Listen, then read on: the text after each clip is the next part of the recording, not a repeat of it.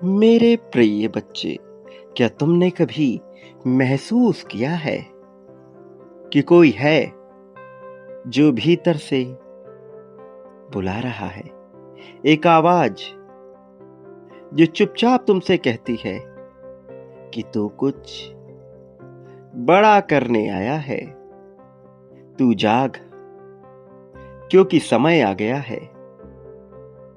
ये कहानी उसी आवाज की है जो तेरे भीतर बैठी है और जिसे हर कोई नहीं सुन पाता। मनुष्य के भीतर छुपी इस आवाज को हर कोई नहीं सुन पाता। इसे सिर्फ वही सुन पाता है जो तैयार होता है उठ खड़े होने के लिए। मेरे प्रिय, ये यात्रा सरल नहीं लगती, किंतु एक बार यदि इसकी आदत लग जाए तो ये जीवन को आसान बना देती है। तुम्हारे सामने आज जब यह संदेश उपस्थित हुआ है तो यकीन मानो ये प्रामाणिकता है तुम्हारे जीवन में बदलाव को आमंत्रित करने की। ये प्रामाणिकता है तुम्हारे सार्थक होने की। मेरे प्रिय, बहुत समय पहले किसी व्यक्ति के साथ ऐसी ही घटना घटी थी और उसके जीवन में एक बहुत बड़ा परिवर्तन आया था। यकीन मानो आज तुम्हें मिला यह संदेश तुम्हारे जीवन को बदलने के लिए पूरी तरह से सक्षम है, और इसलिए जब तुम्हें यह मिल गया है तो ये तुम्हारी जिम्मेदारी है कि इसे पूर्णतः अंत तक सुनो, इसकी ऊर्जा में उतरो, इसे स्वीकार करो और इसके साथ आगे बढ़ो। तुम्हारा जीवन चमत्कारिक रूप से बेहतरी की ओर बढ़ रहा है। मेरे प्रिय, अब जो बदलाव तुम महसूस करने वाले हो, वो बदलाव न केवल तुम्हारे जीवन में धन और प्रेम को आकर्षित करेगी, बल्कि यही बदलाव तुम्हारे जीवन की पूरी रूपरेखा बदल देगी। तुम्हें न केवल खूबसूरती से भर देगी, बल्कि तुम्हारे रोम रोम में आत्मविश्वास और निडरता को भर देगी। ऐसी प्रसन्नता तुम्हारे जीवन में छाएगी कि तुम दुख को पूरी तरह से भूल जाओगे। वास्तव में इस जीवन में दुख का अपना अस्तित्व है, दुख का एक स्थान है, दुख के कारण भी हैं, लेकिन तुम उन सब से मुक्त हो जाओगे। और यही मोक्ष की अवस्था है, जहां हर समय तुम्हारे मन में एक आनंदित कर देने वाली प्रसन्नता भरी हुई होती है। तुम इस प्रसन्नता के सारथी होने वाले हो। न केवल तुम यह प्रसन्नता अपने जीवन में रखोगे, बल्कि ऐसे वाहक बनोगे कि अन्य लोग जो तुमसे जुड़े हैं, जिनके प्रति तुम्हारे मन में प्रेम है, जिनके प्रति तुम्हारे मन में आस्था है, उनके जीवन में भी यह प्रसन्नता उतरती चली जाएगी।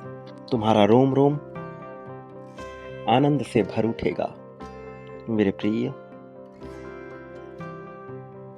जब मनुष्य के जीवन में बदलाव होने वाले होते हैं तो वह विभिन्न तरह के संदेशों को प्राप्त करता है।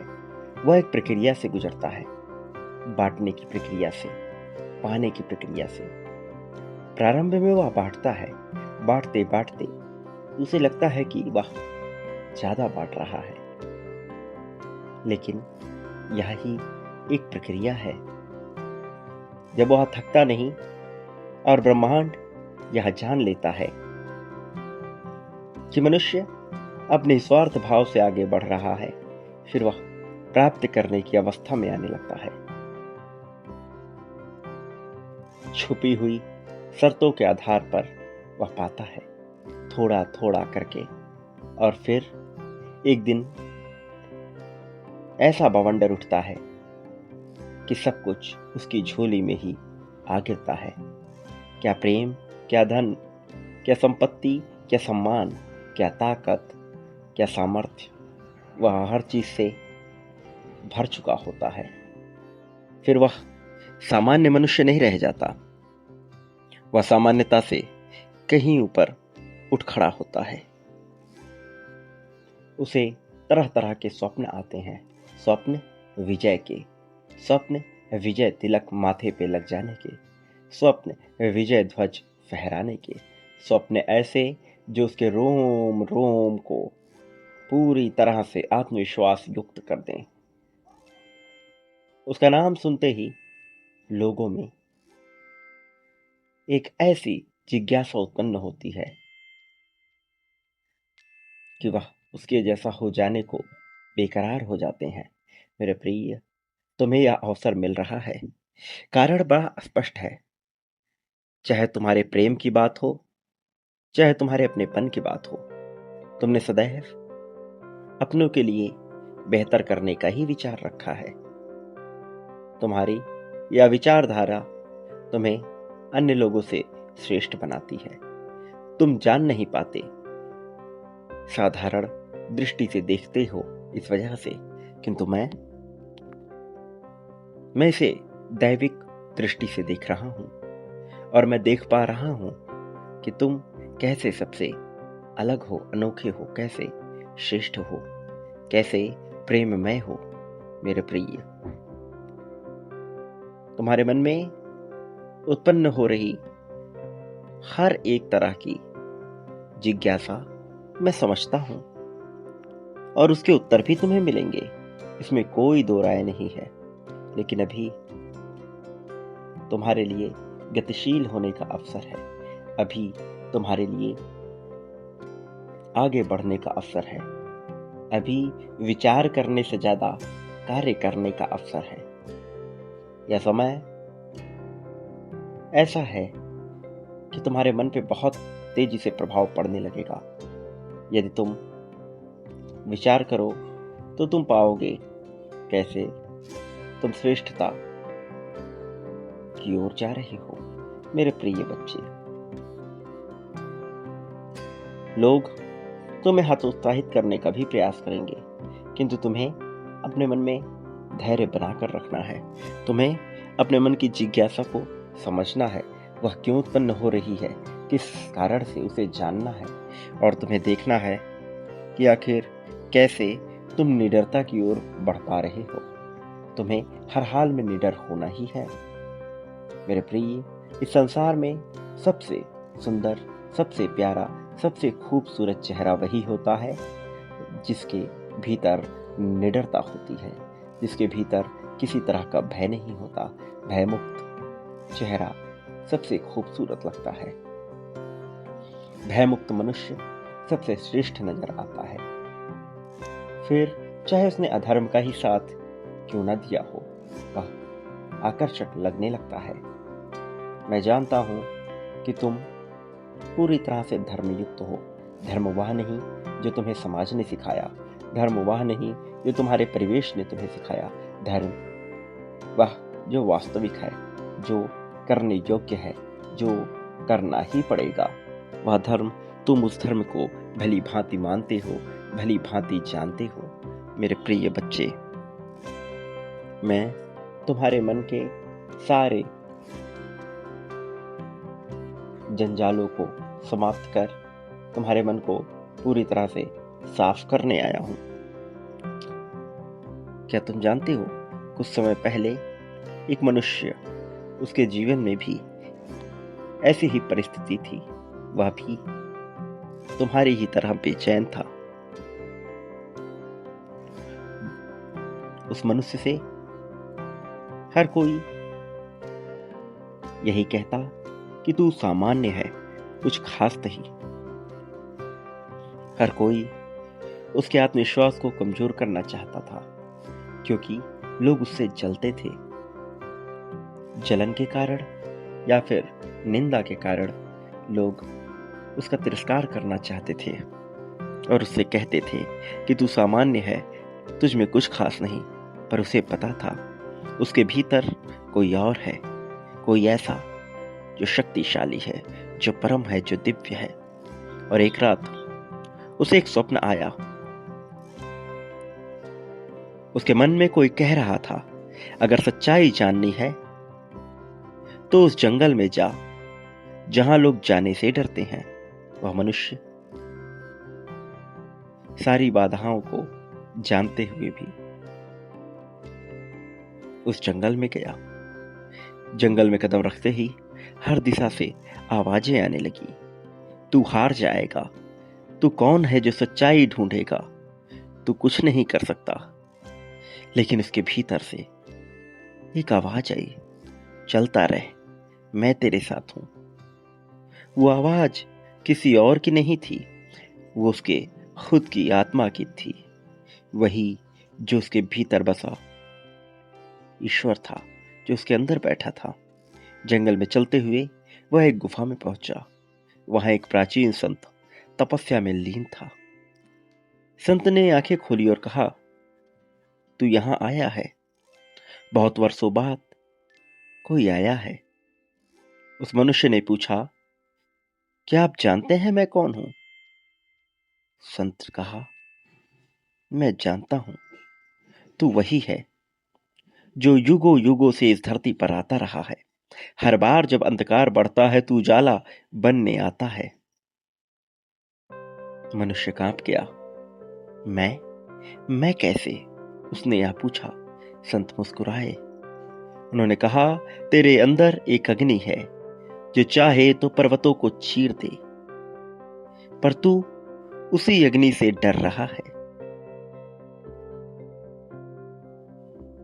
मेरे प्रिय, वो मनुष्य किसी जन्म में तुम्हारे ही रूप का था, तुम्हारे ही आत्मा में लीन था। उसके जीवन में बदलाव की एक लहर दौड़ने वाली थी। इस वजह से उसके साथ ऐसी घटना घटी। वह मनुष्य कुछ कह पाता उससे पहले ही संत ने उससे कहा कि तू अब यहां से आगे बढ़, मृत्यु की घाटी तक जा। उस घाटी में तुझे और भी बड़ा डर मिलेगा, किंतु तू डरना नहीं, बस आगे बढ़ना। वह मनुष्य चला गया अंधेरी घाटी में, जहां कोई नहीं था, केवल एक परछाई जो हर जगह उसके साथ चल रही थी। वो परछाई बोली, मैं तेरा डर हूं, मैं तेरी असफलताएं हूं, मैं तेरा ही हिस्सा हूं जिसे तू छिपाता आया है। वह मनुष्य थरथराने लगा, पर तभी उसने आंखें बंद की और अपने मन में विचार किया कि उसके मन में यह वाणी जो आ रही है, जो बोल रहा है, वही सच्चा ईश्वर है, वही उसके जीत का मंत्र है। और अचानक परछाई तेज प्रकाश में बदल गई, वो डर शक्ति में बदल गया। तब उसे समझ आया, डर को भगाने का एक ही तरीका है, उसे पहचानो और उससे दोस्ती कर लो। मेरे प्रिय, तुझे अपने अंदर के भय को मिटाना है। यही तेरे जीवन की असली कहानी है, यही तेरा उद्देश्य है। तू अपने डर को मिटा, फिर देख कैसे तू इस संसार को जीत लेता है, कैसे तू सब पा लेता है। मैं न तेरे प्रेम को गलत मानता हूँ, न तेरी वासना को, न तेरी इच्छा को, न तेरी कामना को। तूने बांटा है, तू पाएगा। तेरा उद्देश्य तेरे जीवन से बहुत बड़ा है और तेरा जीवन इस संसार से बहुत बड़ा है। इसलिए तुझे नहीं पता कि तू क्या बदलने वाला है, तुझे नहीं पता कि तू क्या पाने वाला है। तू जो पाएगा, तू जो करेगा, वह इस संसार में सबसे परम है। मेरे प्रिय बच्चे, उस मनुष्य के समान तू भी मृत्यु की घाटी में उतर, मृत्यु से मत डर। मेरे प्रिय, मृत्यु की घाटी में उसे आईना मिला और आईने में उसने जो देखा वह उसका प्रतिरूप नहीं था, वह उसके भीतर बसा दिव्य मनुष्य था। उसके भीतर बसी ऋषि की आत्मा थी, उसके भीतर बसा उसका साहस था। उसने वह चेहरा देखा और वह रोने लगा, वह कांप गया, क्योंकि जो उसने देखा वह उत्साह से भरा हुआ था। तू जब देखेगा तेरे भीतर क्या है, तेरी चेतना जाग जाएगी, तुझे लगेगा तू ही सर्व प्रमुख है और वास्तव में तुझसे श्रेष्ठ कुछ भी नहीं। मेरे प्रिय, बदलाव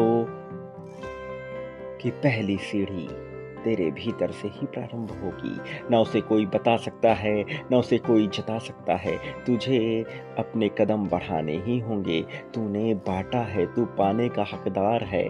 तू पाएगा भी, किंतु बाँटने की प्रक्रिया में तू रुक गया, तू ठहर गया। यह बिल्कुल उचित नहीं है।